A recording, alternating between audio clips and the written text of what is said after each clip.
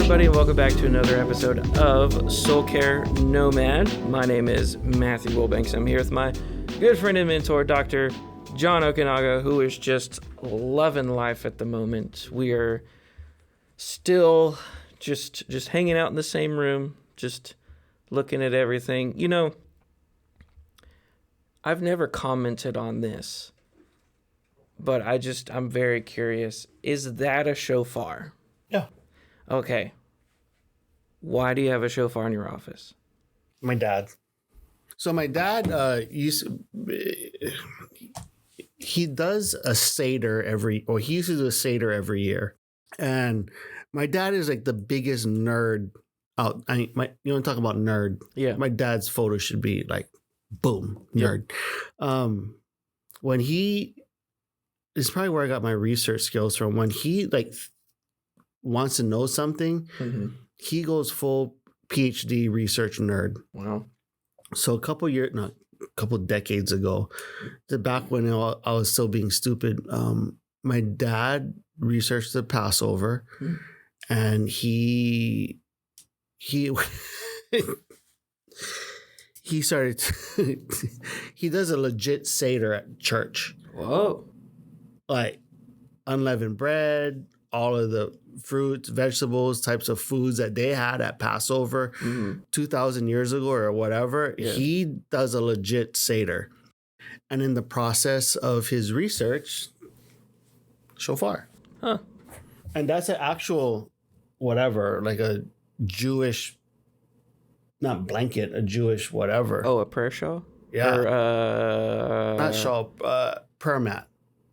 Or I don't know, that prayer mat is Muslim. Yeah. But that's legit from like Israel. Yeah. Oh, cool. And you have a Darth Vader collector's card on top of it. Yes. Because it's... Is Darth Vader Jewish? I don't know. He has a little yarmulke on the top of his head. All right, we're going to offend some people with that one, so we're just going to move on past that. No, that's pretty cool. You better keep that. You better not edit that out. No. Was that stupid? No. Did that embarrass the school? We can keep it. Possibly. We'll talk to Dr. now. No, it was cool. I took a class with Dr. Jack Terry a couple years ago about the history of Jewish education. And we actually had a Seder Passover meal.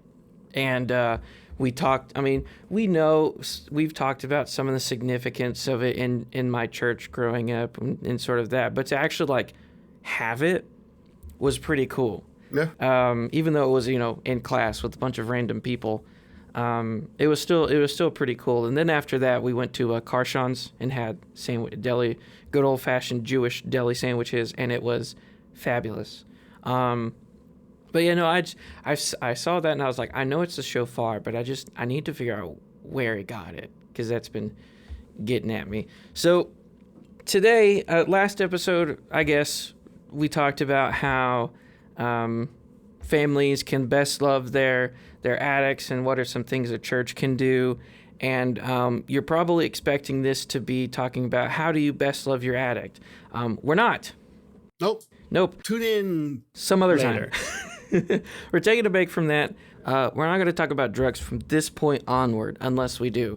We are going to talk about something different. And this is going to be directed towards people, a certain group of people that is often overlooked in church, especially in the Southern Baptist Church. And that is a group that makes up actually a large portion of the church.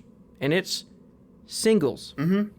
This has been something that was addressed in my marriage and family class this year. And it really stood out because, for me, being a single guy, it's often not something I really want to think about. Mm-hmm. But it's true because none of the church also wants to think about it. You have a stigma in the church of in order to follow the Bible well, you have to get married. Mm-hmm. And what did Paul say about that? Yeah, that's simply not true. You have a movement in the church that says, we need to get the family back, which is true. You have a movement in the church says the way you do that is everybody gets married. That's not how you do that. Because what you do is when you say marriage is next to godliness, you have a lot of rushed things without proper care or even biblical care that creates a mess of issues down the road. And so that's one of the things that we're gonna talk about in this episode is what does it mean to be a single person in the church, and how can the church care for their single people? The school had not a conference, it was just a one night. It was like a Valentine sort of thing for relationship issues. Yeah, we had a relationship talk. And for some reason, I was given the single. I spoke to the singles, and the room was packed. I mean, people were sitting on the floor. It's crazy. I actually had married people in my class. I'm like, aren't you married? Like, why are you here? And they're like, oh, we just like hearing you talk. And I'm like, sign up for one of my classes. I also have this really cool podcast called Soul Care No Man. I know, right? Well, at that time we did it. Or did we? We had just started it. We had just started it. We weren't advertising yet. But, and so let's look at it from various perspectives. First is singleness in ministry, and then being single in the church. So the one thing I told the people there is like, ministry actually is easier single. And I used the example of what I did in California. In California, I mean, okay, that came off wrong. It's not easier. It's easy to get burnt out. In California, I could do whatever I wanted with my boys all the time because I wasn't married. I didn't have responsibilities in that sense. So, 9 o'clock on a Friday night, let's go to a movie. All right, let's go. Or, Saturday afternoon, let's watch UFC. I didn't have anyone to check in on. Did you not record? No. What's going on? Southwestern called me and then hung up. It's probably Dr. Shirley. he heard what I said. He heard what you said. You just had this look on your face. But it was easier to do ministry single. I didn't have a kid. I didn't have Nicole. I could just go do whatever I wanted. Is that Southwestern again? Southwestern. All right, go answer that.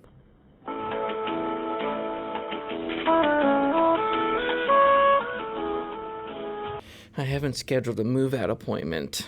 I forgot. Among many things that I have forgotten to do.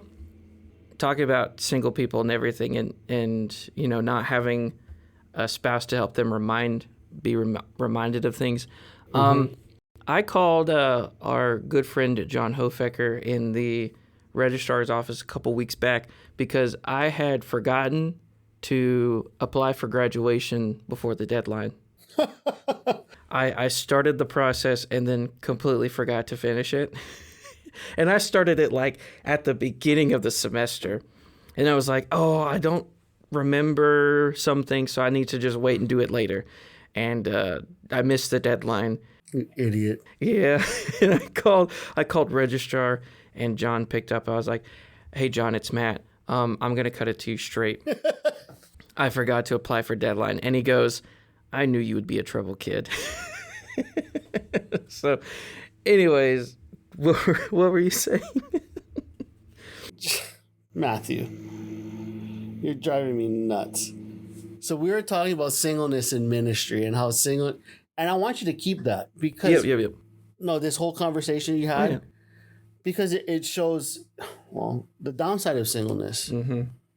Because a spouse will probably reminded you of that, right? So there's pros and cons of being single in ministry and in the church. And let's go to the pros. The pros is super easy to do ministry. It's also super easy to get burnt out. So that's a double-edged sword.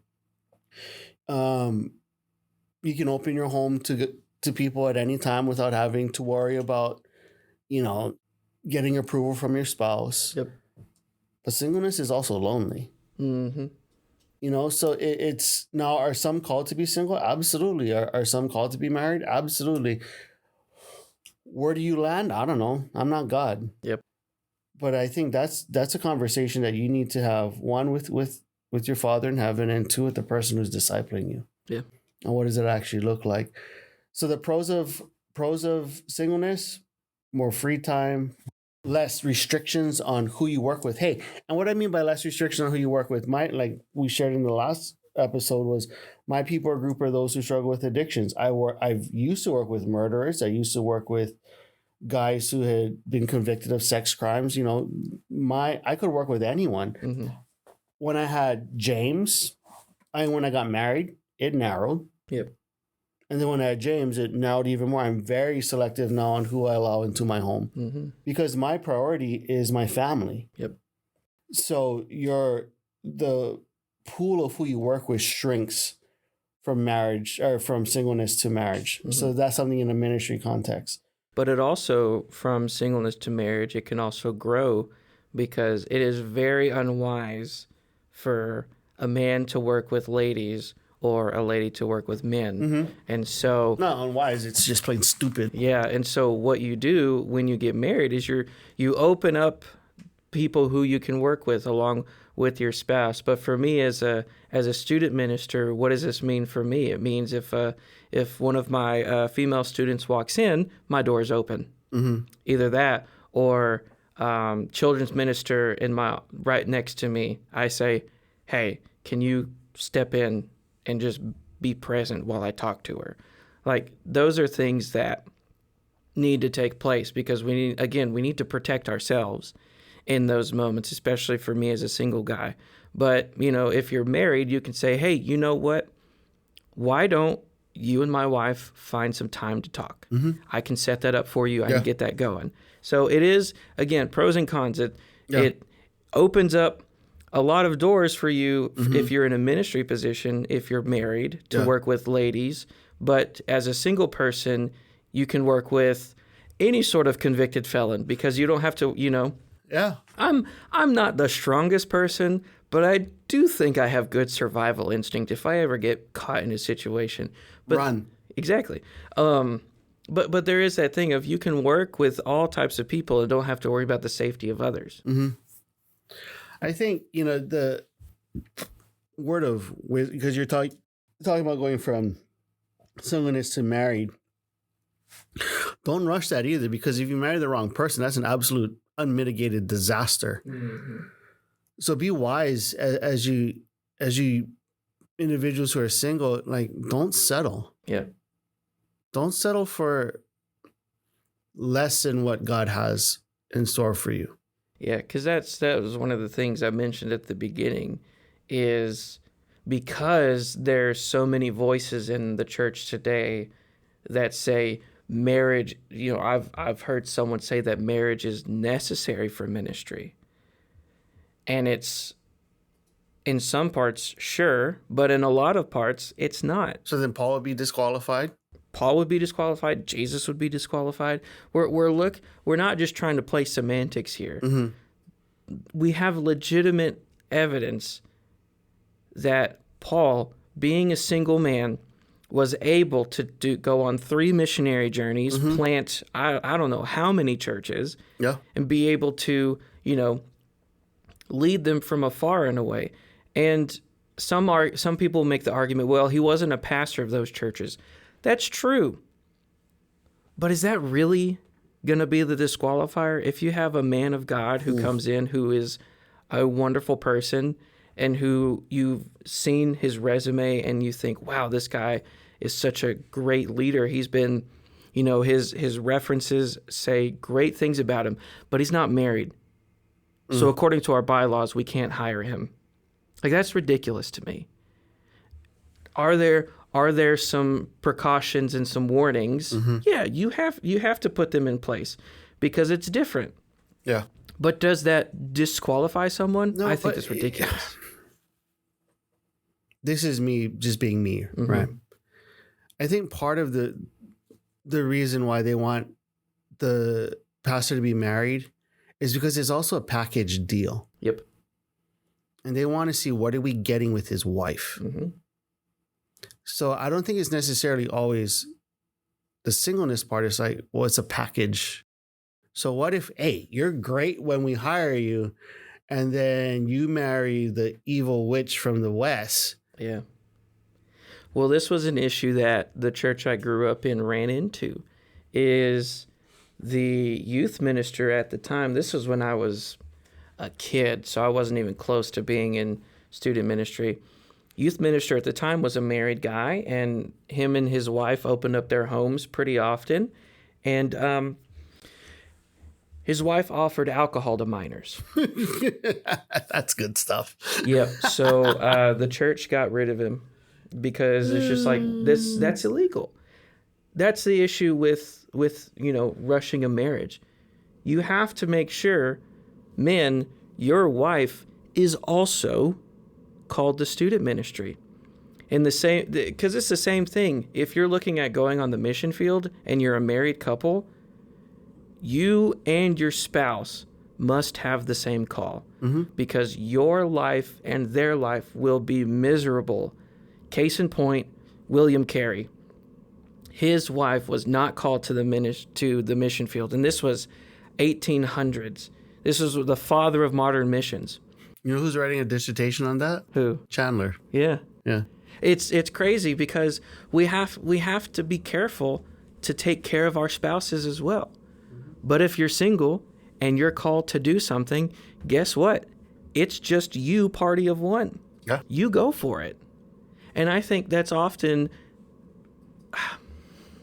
I don't want to say it's misused, it's misunderstood. That God has used single people to do incredible things.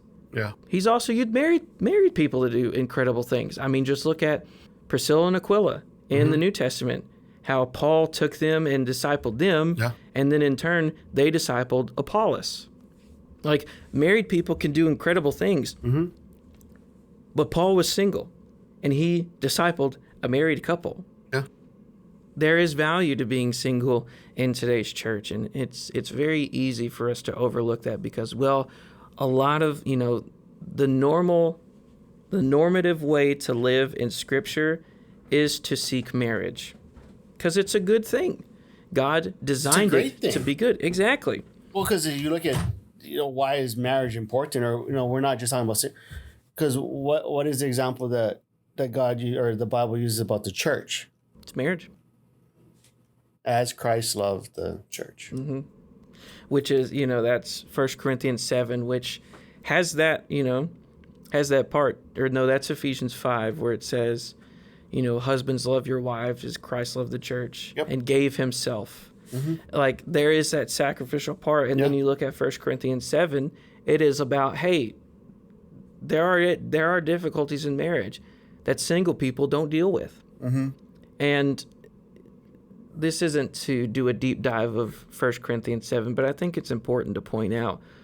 Paul sees the value in singleness, and he sees the value in marriage, and he does not pit one against the other. He says, God can use anything for his glory.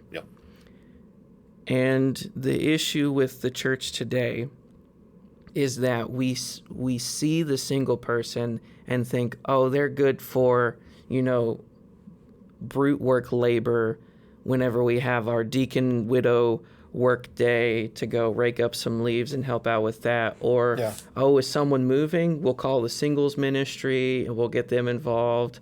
Or, do we have an event coming up? Oh, we can call the singles ministry because they're not doing anything special. Like, we undervalue singles in the church, and we try to marry them off. Oh, I have a friend who's single. Why don't you meet up and see how that works? One of the biggest spiritual influences of my life is a man named Dan Bellamy. Dan Bellamy was the youth minister who was hired after the other youth minister and his wife didn't work out. Dan is still single to this day. And he travels all across the country. He was actually trained to do balloon art and balloon sculptures. And he travels around the country working at different events, sharing the gospel using his balloon art, because that's something that God has gifted him with. And while he was at my church, he still used those gifts to do incredible things for both student and children's ministry things. but his heart was always pointed to how can I best lead these students to Christ. And he wasn't bogged down by anything else. That was his sole focus. And he did a wonderful job.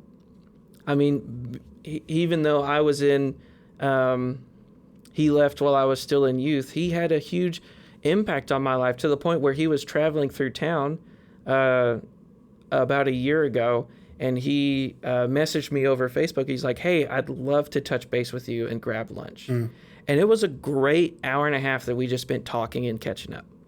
And I shared with him my struggles in ministry, and he's like, man, the season you're in now, that's where I was when I started working in Atlanta. Like, and there's just wisdom from that. And he's able to do all these incredible things because he's single. Now, as a single person, you mentioned it earlier, one of the biggest cons is loneliness. And it's the same thing with any other kind of struggle or anything. Yeah. It hits randomly all of a sudden.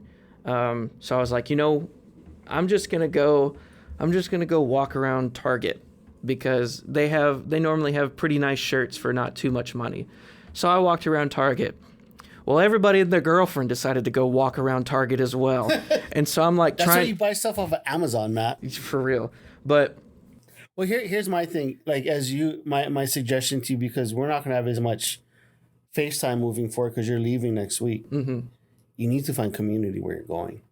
And that was a big part of deciding, does Pittsburgh have that? And I think that it does. Okay. I think that the church is large enough to where it doesn't have a singles ministry, but I have a lot of volunteers who have shown me so much love, and it's an incredible thing to be single and be accepted in a community when you're the different one. And I think that's the big thing a lot of churches need to do is they need to not make singles ministry because they don't know what to do with them. Singles ministry is there because it's there for the same reason of a student ministry or children's ministry. This is a season in life they're going through, and we want to find a way to bring them closer to the Lord. And we need to make sure that singles ministries are not a meat market either. Exactly. It's not, it's not a dating website. No. It's not a club that you meet up with. It's to do life together. Exactly. It's to grow more Christ-likeness. Yeah. That should be the goal, not marrying everyone off. And the other side of it is it's not a separate ministry of the church. It is a ministry in and of the church, which means you need to get them involved and not just to do manual labor stuff. See, I argue that it shouldn't even be a singles ministry or a young married ministry. It should be a young adult ministry. That they're actually doing life together. Why? Because guys still need the boys. Yep. And girls still need their girls. And once you silo them in, then anyway, we'll save that for another. It's important. We'll save it for another. How to do church, according to Dr. O. Yeah. It's an important thing. That's a scary thought. Because, men hanging out with men do things very differently than women hanging out with women. And there are some things that you can do as couples together, which is an incredible thing. But then there's some times where dudes just go, you know what? I want to sit on the couch, turn on a football game, and not talk to anyone and have the time of my life. Yep. That's me. Like 1,000%. Like there's just some things that men do differently than women. And in the same way, we had at my church in Midlothian, we had a women's conference, and part of the conference was them sitting down and making crafts together. I would hate that so much because I am not a crafty person. And there's just difference between men and women. Yeah. And what we need to do is we need to find ways to not just include our singles in the life of the church, we need to include church in the life of the singles, which means bring them into the things that you're doing, because they are valuable. They're valuable. They're created in the image of God. They are representatives of God to creation, just like married people. And it's more of just, it's just trying to find things that bring God praise, glory, and honor through looking at someone who is not married and saying, you're just as important. Yeah. And, seminary is good, but you still got people who are just like, marriage is necessary for ministry. And I'm not saying that's a lie, because it's definitely useful for some things. But as we've already talked about, you can do a lot of stuff in ministry if you're single. Mm-hmm. There are some positions you might not be able to get, which, that's a whole... We've already talked about titles and positions and things like that. If you have any questions about that, you can find our episode on that one. But it's important... Yeah, go look at other stuff that we've done. Yeah, go get our numbers up. But it's important to realize... Hey, our numbers are pretty good. They're pretty good. It's important to realize that you're not doing this to get a job. Mm-hmm. You're doing this to be obedient to the Lord. Correct. That is the ultimate goal. The ultimate goal is not to get married because now I'm being obedient to the Lord.